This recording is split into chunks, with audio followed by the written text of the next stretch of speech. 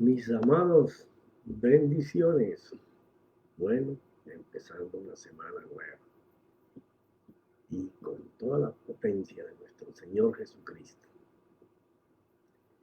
Estamos hablando de cómo operar en la fe, porque una cosa es conocer de fe y otra es operar, moverse en ella. Y son cosas elementales que pues conocemos con palabras de este tiempo y que las desarrollamos porque hacen parte de nosotros, como el creer, el estar motivado por lo que creo, tener pasión por lo que estoy creyendo, poder visionar lo que demanda que yo haga algo, que es la actitud. Y estas cosas son las que hacen que nosotros nos podamos mover en la fe que conocemos de palabras. Entonces, cuando hablamos de creer, una de las cosas más importantes en la fe, cuando creemos, que creer es aceptar que algo que estamos escuchando o leyendo es una verdad real, indiscutible, que debemos hacernos de ella y vivir por ella. Entonces, una de las cosas primordiales en la fe y que carecemos mucho como cuerpo de nuestro Señor Jesucristo es vivir, no conocer, vivir el hecho de que nuestro Señor Jesucristo y su Santo Espíritu viven dentro de nosotros. Y esto es lo que catapulta todas las demás cosas para poder movernos en fe. Y les hablaba en el capítulo anterior, yo inclusive por muchos años coloqué mi fe sobre fe. O sea, mi fe estaba puesta en el conocimiento que yo tenía. Y te recordé la semana pasada, o en el último capítulo, que soy un bohemio de la palabra del Señor. Ya, si tú vieras mi Biblia, casi ni se puede leer, menos mal que ya existe la tableta y el teléfono inteligente. Porque si no, no sé cómo la podría leer. Pero he sabido reconocer en el tiempo que siendo la palabra tan importante, es más importante conocer al que me trae la palabra, que es nuestro Señor. Entonces me he dado cuenta que en la operación de la fe, yo puedo tener mucho conocimiento de Biblia, pero si yo no sé que mi Dios está dentro de mí en toda su plenitud y poder y su potencia, pues mi fe va a estar puesta en mi conocimiento, no va a estar puesta en Dios que lo puede hacer. Y ese es el principal punto para que una fe sea operacional. Ahora recuerda, yo comparto con todos los que me escuchan principios. Un principio es algo que te enseña cómo hacer algo. Así lo hacía el Señor Jesús y lo se puede constatar en los 4 evangelios. Entonces, es de tu obligación coger cada principio si tú puedes constatar que es una verdad que eso soporta la Biblia. Tienes la obligación contigo mismo de hacer que eso sea vida contigo. Porque si vamos a seguir las mismas que vamos a la iglesia, escuchamos el sermón, y a lo mejor decimos qué bonito, qué aburrido, no lo entendí, qué bello, pero no lo haces parte de tu vida, no lo practicas. En 2 días se te ha olvidado lo que tú escuchaste. O sea, un principio es para practicarlo. Entonces, si tú deseas estar viviendo de la mano con el Dios que está dentro de ti, tú tienes que practicar que esa vivencia está dentro de ti. Y hoy te voy a compartir, antes de seguir al segundo nivel, porque el Señor me ha inquietado en esto, de lo importante que es que cada creyente sepa de que la plenitud completa de Dios habita corporalmente. No es un pensamiento, corporalmente. La persona de Dios está dentro de ti. Es el primer principio de una fe que cree, para poder seguir operando en los otros niveles, que son los que te van a otorgar lo que tú crees. Porque hay cosas que nosotros tenemos que hacer. Pero si te vas a mover en fe, es porque hay cosas de lo que tú no puedes hacer que solo las puede hacer Dios. Y por tal razón, tienes que estar 100% al 1000% seguro de que el Dios Todopoderoso, el suplidor, el guardián, el guerrero, nuestro sanador, nuestro escudo, nuestro defensor, nuestro abogado, el creador de todas las cosas que yo necesito, vive dentro de mí. Y que es solamente va a responder a una fe que crea que Él lo puede hacer. Entonces, hoy te quiero compartir dos escrituras. Antes no he podido entrar a la parte de la motivación. Y estamos en el ejemplo de David, que fue el que escogí. Habías podido escoger la vida de nuestro Señor, que está llena de estos atributos de lo que es creer, motivación, pasión, visionar y la actitud que es de poder hacer. Estamos todavía hablando del creer, porque deseo en mi corazón, me lo ha puesto el Señor, que quedemos claros que de nada sirve creer en algo si no creemos primero que el mensajero que trae esa palabra habita dentro de nosotros. Y una de las palabras más potentes son las que salen de la boca de nuestro Señor Jesús. Por ejemplo, ahora día le dije, lean detalladamente el Evangelio de Juan, el capítulo 15, el 16 y el 17, porque les va a servir mucho cuando estemos hablando sobre cómo opera la fe. Es estudiar, meditar, reflexionar versículo por versículo, porque ahí está la investidura de la boca de nuestro Señor Jesús para darnos cuenta que nuestro Dios vive en nosotros, por nosotros y con nosotros. ¿Ya? Porque Pablo lo explica como revestidos de Él, que tenemos que vestirnos de Él. Entonces voy a tocar solo dos versículos. Juan 17, el capítulo 20 al 23, dice, hablando el Señor Jesús, mas no ruego solo por estos, está hablando con el Padre, ¿no? Y le está hablando de los discípulos, de sus 12, sino también por los que han de creer en mí por la palabra que ellos van a hablar, ¿ya? Para que todos sean uno. Ahora, quiero enfatizar aquí, por lo que vamos a seguir leyendo, que no está hablando de que todo el cuerpo sea uno, sino que va a comenzar a hablar de la unidad del Padre, el Hijo y el Espíritu y el creyente. Mira esto. Creer en mí por la palabra de ellos para que todos sean uno como tú, oh Padre, estás en mí y yo en ti.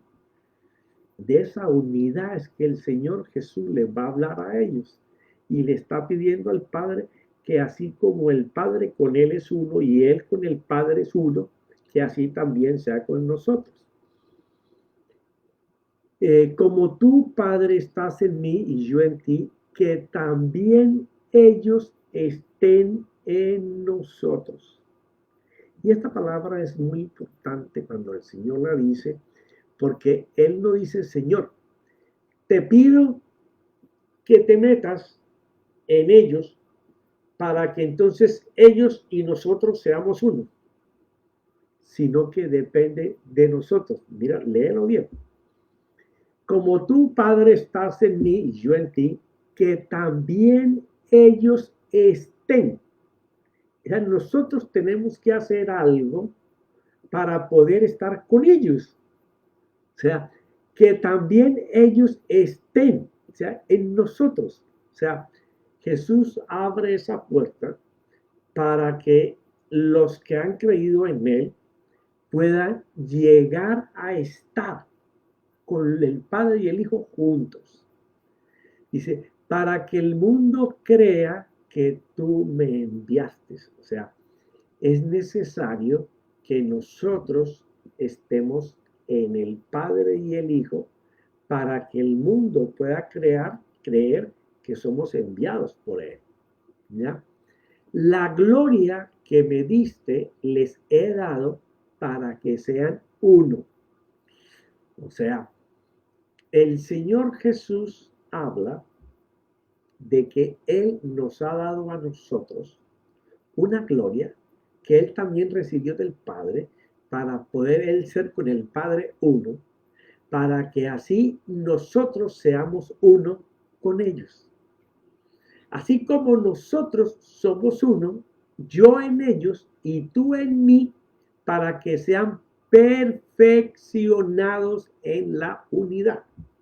Escucha esto es importantísimo. ¿Ya? Yo siempre digo, no es que haya una revelación nueva, es que siempre ha estado allí, sino que si el Espíritu Santo no te ilumina los oráculos de Dios, pasamos por la escritura y no nos damos cuenta de lo que hay que hacer. Por ejemplo, en este caso, el Señor habla que para que seamos uno, y dice, así como nosotros somos uno, hablando con el Padre, yo en ellos, o sea, cuando recibimos al Señor, ya Él está con nosotros. Y tú en mí, o sea, que el que recibe al Señor Jesús, recibe al Padre también. Pero viene una clave aquí, y esto es importantísimo, y a mí no me la dieron cuando empecé hace años en el Evangelio. Tuve que, como les indico a ustedes, tienen que leer, estudiar, escudriñar, meditar las Escrituras. Porque la palabra que sigue, el Señor lo descarga en los maestros que lo van a enseñar. Yo sé que no te va a gustar mucho, pero es falta de responsabilidad nuestra. Porque el mejor maestro es el Espíritu Santo y Cristo, el verbo, la escritura, la palabra, ¿ya? Para que sean perfeccionados en unidad. O sea, tiene que haber a alguien, si ellos no lo pueden mirar, que les enseñe cómo ser uno con Jesús, con el Padre y con el Espíritu. Alguien tiene que hacer esa tarea. ¿Ya? Ahora, lo ideal sería que cada persona buscara en la escritura y que el Espíritu lo llevara a esa unidad para que fuera perfeccionado. El Señor le llama ser perfeccionado, poder entrar a vivir dentro de nosotros con el que ya vive adentro. No es que un extranjero, no.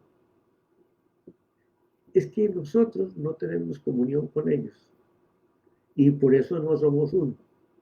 Entonces, tiene que haber alguien que pueda llevar al creyente para que sea perfeccionado, que es lo mismo que el apóstol Pablo escribió en Efesios 4 del 11 al 13.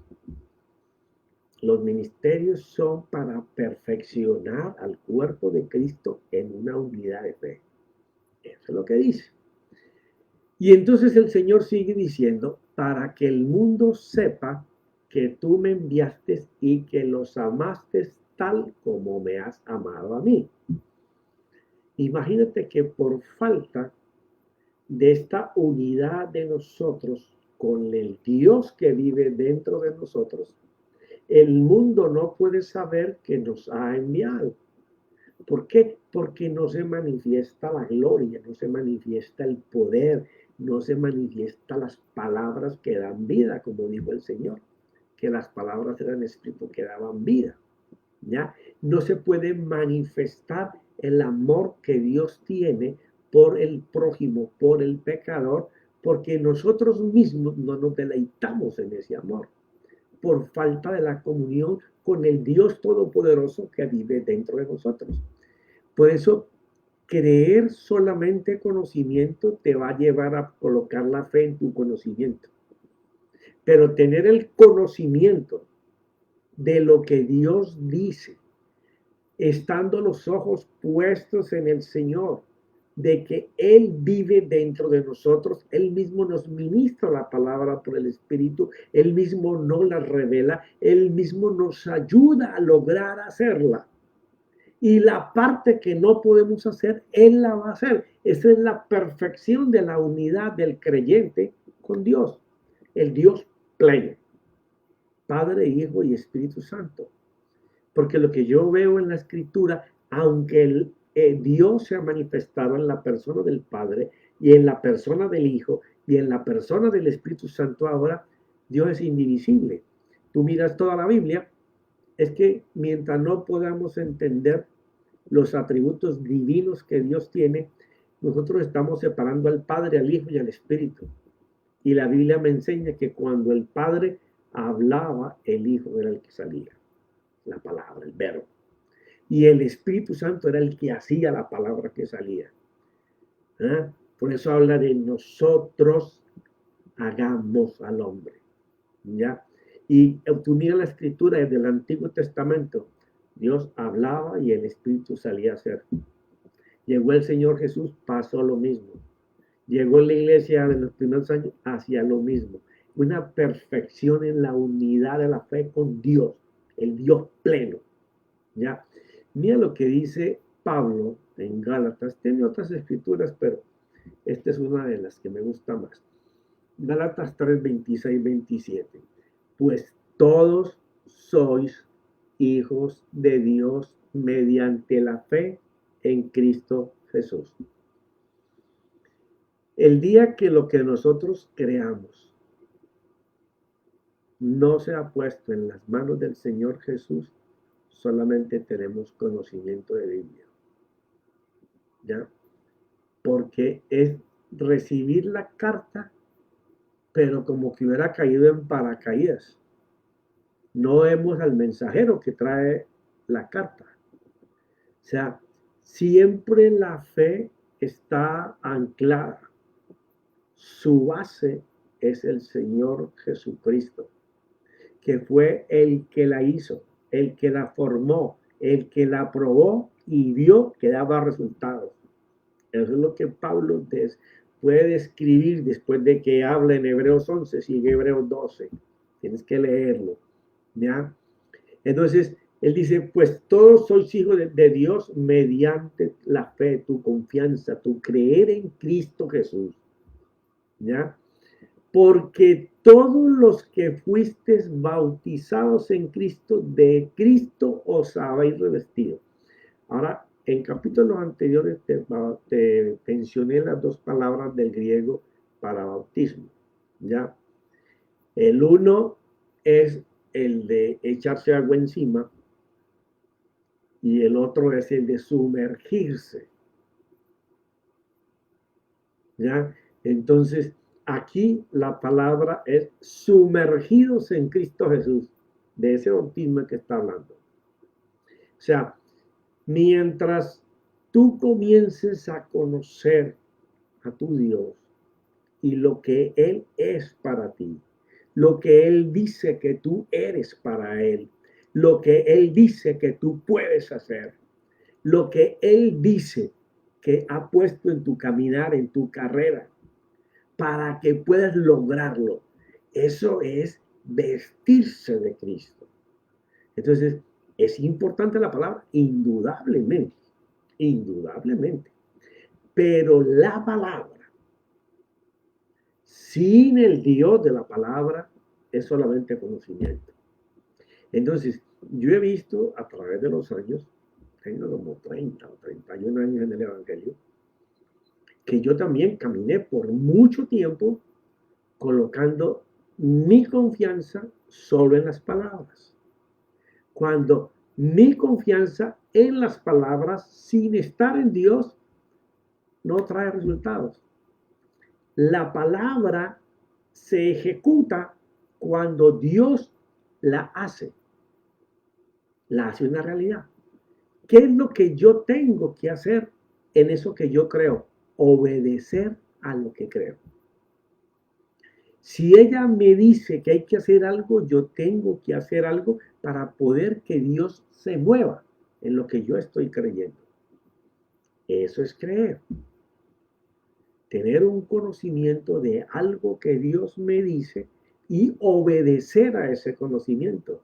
El Señor Jesús dijo que sus discípulos no eran los que tenían mucha teología en la cabeza, sino los que hacían la palabra que Él hablaba.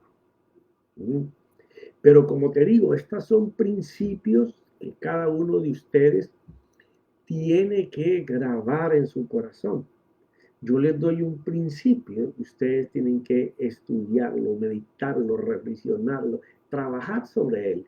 Les he dado cientos de principios. Cada vez que hablo les doy principios, ¿ya? Pero yo no los pastoreo a nadie que me escucha. Yo soy un profeta solamente.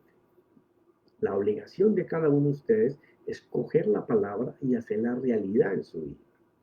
Entonces, vamos a seguir con David, porque lo primero que él hizo era creer que el Dios Todopoderoso estaba dentro de él y que ese mismo Dios potente que le daba la fuerza para matar al oso y al león, ese mismo Dios todavía estaba dentro de él para vencer al incircunciso filisteo.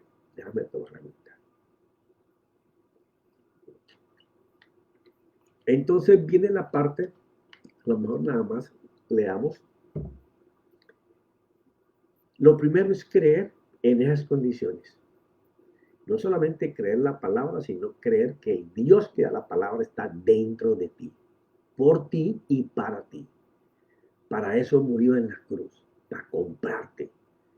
Tú eres deudor a Dios, no deudor a tus deseos. ¿Ya? Deudor a Dios, recuérdalo siempre, el mismo Pablo lo dijo. Entonces vamos a hablar de la motivación, que ya ahí creo que he explicado en 2 o 3 capítulos cómo creer verdaderamente como la Escritura dice. Vamos a hablar de la motivación, porque si lo que tú crees no te motiva a llegar a hacer algo, tú no has creído. ¿Ya? El que escucha una palabra y dice, Dios me habló, sí, yo sé que tengo que hacer eso, pero no tiene motivación por el cambio, por hacer nada, ese nunca creyó. Ese solamente está esperando que bajen ángeles del cielo con maleta y le toquen la puerta y le entreguen lo que necesita. Si eso no va a pasar. En la fe tú tienes que estar motivado por la misma palabra del Señor para poder que después de la motivación se despliegue la pasión, que es la que te va a llevar a visionar lo que no se ve. ¿Ya? Entonces vamos a hablar de la motivación. Esta será grande si estamos empoderados. Y aquí es el enlace irrompible con un creer que Dios vive dentro de ti y que cuando Él te da una palabra, el que está dentro de ti, te va a dar la capacidad que lo puedas hacer. Esta será grande si estamos empoderados porque es que Dios desea hacer un cambio en uno. Por eso vino la palabra a ti y a mí. Siempre que Dios desea hacer algo, no solamente te da la palabra para que lo hagas o la obedezcas, ¿ya? Partiendo de que tú vives y sabes que Él está dentro de ti, sino que en ese momento tú sabes que Dios desea hacer algo que no ha hecho contigo y que te va a llevar a un nivel diferente de creer, de confiar, de fe, ¿ya? Y que entonces si la palabra vino, te motiva porque estás expectante de que Dios va a hacer algo.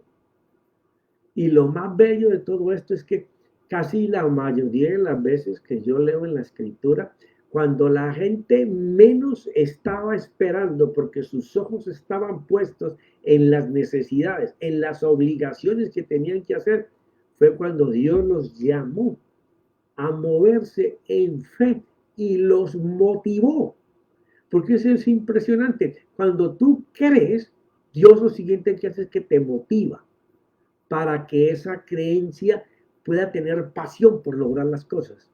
¿Ya? Entonces, vemos a David hablándole al rey Saúl de cómo él tenía un Dios poderoso que era capaz de vencer a ese incircunciso que hacía temblar a todo el ejército, y dice que hasta el rey le temblaban las rodillas cuando el tipo salía a hablar.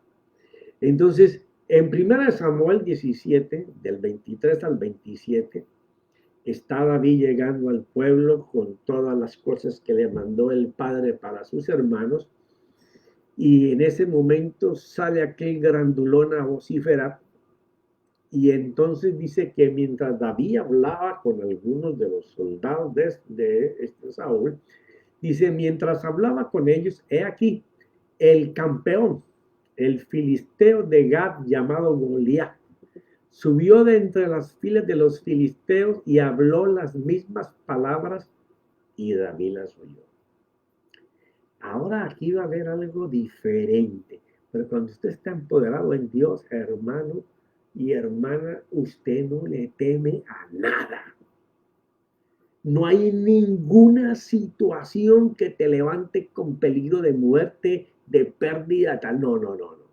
Usted es un gigante, hermano. Usted es un guerrero, una guerrera. Usted sabe que solo es salir a caminar con los ojos puestos en Dios, porque usted sabe que ese Dios que está dentro de usted le dio una palabra o se la va a dar, pero está dispuesto a hacer por usted, porque usted vive en la expectativa de qué es lo que Dios va a hacer. Eso es lo que nace en un corazón que sabe quién habita dentro de él. Esa es la diferencia en la fe. Entonces, cuando David escuchó lo que este hombre dijo, lo primero, según la escritura me narra, se le alegró el corazón a David. Digo, wow, hay alguien que no sabe quién es mi Dios. Y toda esta gente que está aquí la veo temblando. Y escudos, espadas, armas. Pero todos tienen miedo. Esta gente que dice que conocen a Dios no lo conocen. Entonces, cuando todos los hombres de Israel vieron al hombre, huyeron de él y tenían gran temor. Por eso te digo lo que acabo de hablar contigo. ¿Qué fue lo que David vio? El pueblo de Dios, juntamente con su rey, todos sus capitanes, temblando de miedo. ¿Por qué? Porque no había vida con Dios. Eso es todo. Delante de las situaciones difíciles, el temor te hará saber que tú no tienes vida con el Señor. El temor y a ver, ¿cómo se dice eso en Colombia? La modorra o esa pasividad que no te importa si pasa, no pasa, si viene, no viene, si resulta o no resulta. Todo eso, lo único que da a conocer es que tú no tienes vida con Dios, o la vida que tú le llamas con Dios es una vida donde solamente vas a ir a escuchar lo que quieres oír, no lo que Dios quiere que tú hagas. Entonces, tú entras y sales con con el mismo signo, menos, o dividido. Pero el de fe, el de una fe que sabe quién Dios vive dentro de él, siempre sale con el signo más o con el signo por. Sale a sumar o sale a multiplicar, porque sabe que el Dios poderoso que vive dentro de él solo sabe hacer eso. Y los hombres de Israel decían, ¿habéis visto a ese hombre que sube? Diciéndole a David, ciertamente sube para desafiar a Israel. Deberían decir, para desafiarme a mí, pero a mí me da miedo, me da temor. Y entonces le dicen a David lo que va a ser su motivación. Sí, porque siempre que te quieres mover en fe, observa. ¿Qué te motiva a hacer lo que te vas a mover? Porque si tú te vas a mover en algo y no tenés motivación, tenés un deseo. y querés usar la fe para un deseo. Pero cuando es de Dios, Él te motiva a hacer algo que tú no puedes hacer. En tu fuerza natural no la puedes hacer.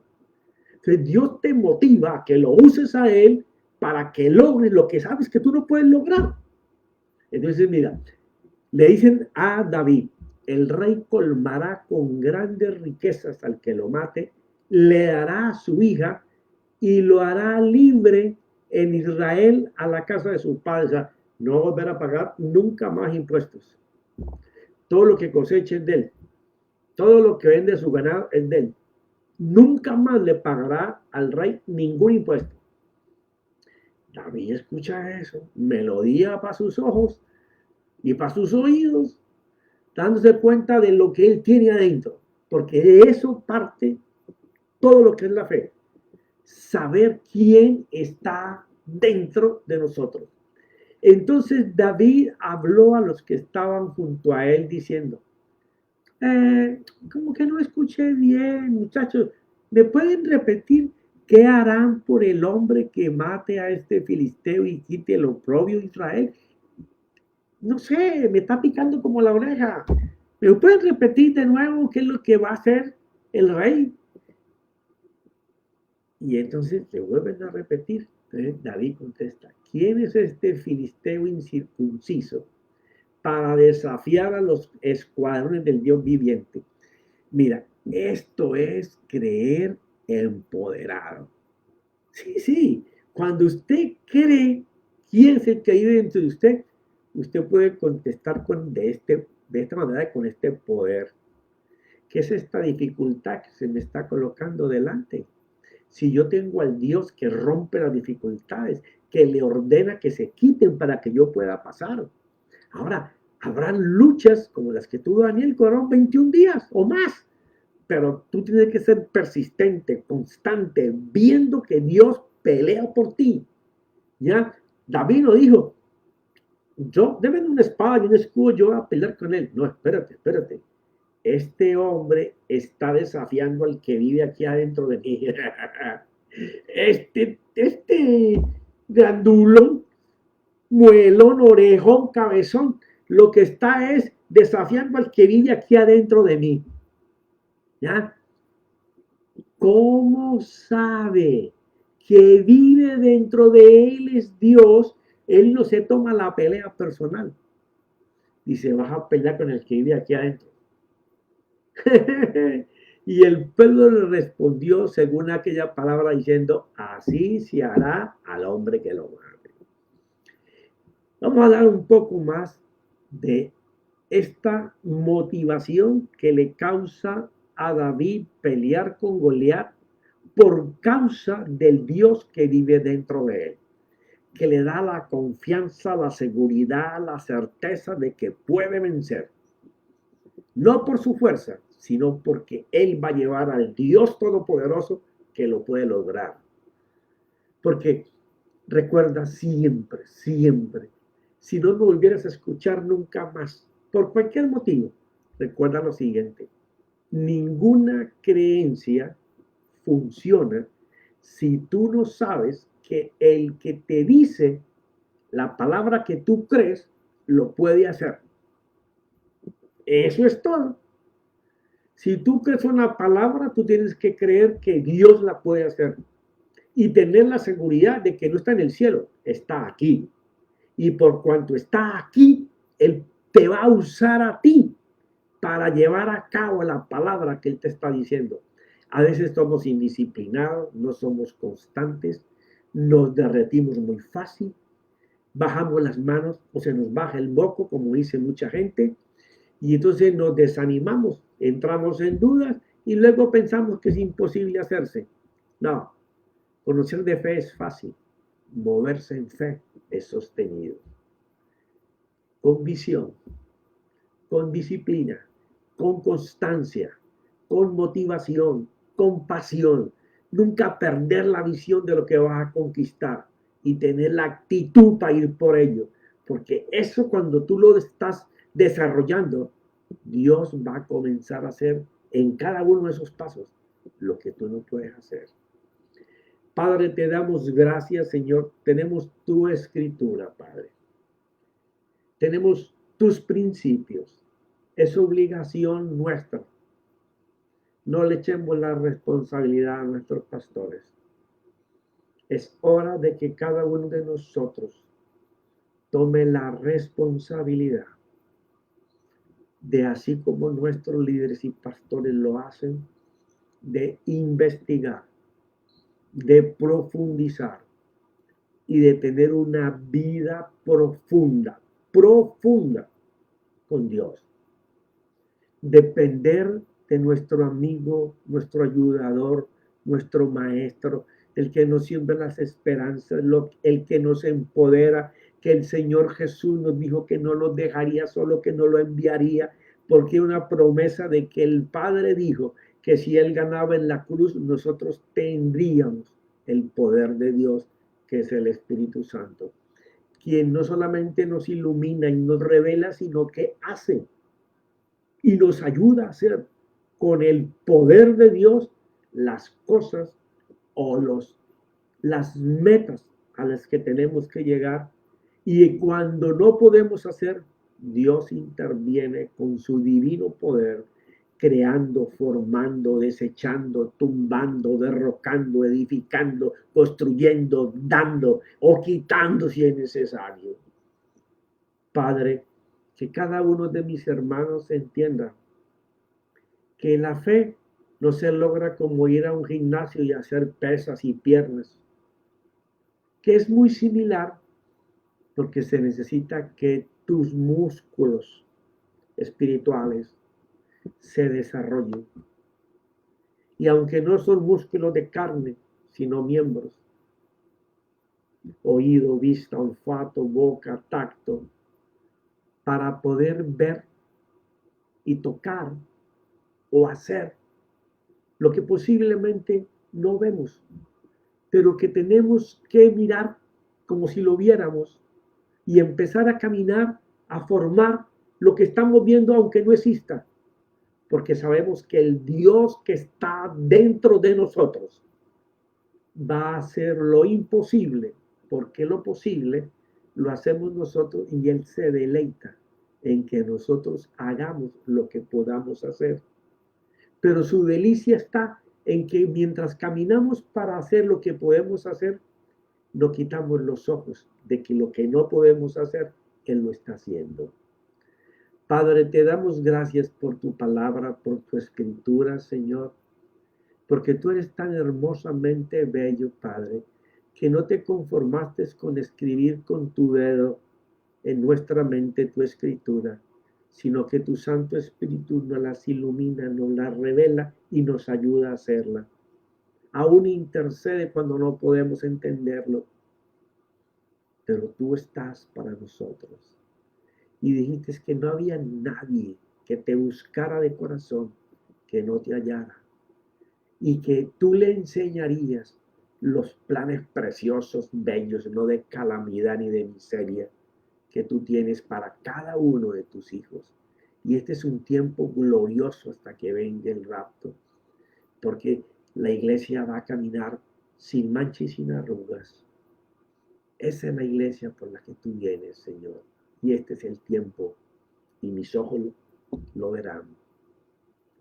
Hay una juventud que empuja, pero necesita de nosotros, los que hemos visto el evangelio que no funciona y el evangelio que sí funciona, que nacimos entre religión, palabra, pero poco poder, y luego comenzamos a ver el poder que hay manifestado a través de cada uno de nosotros.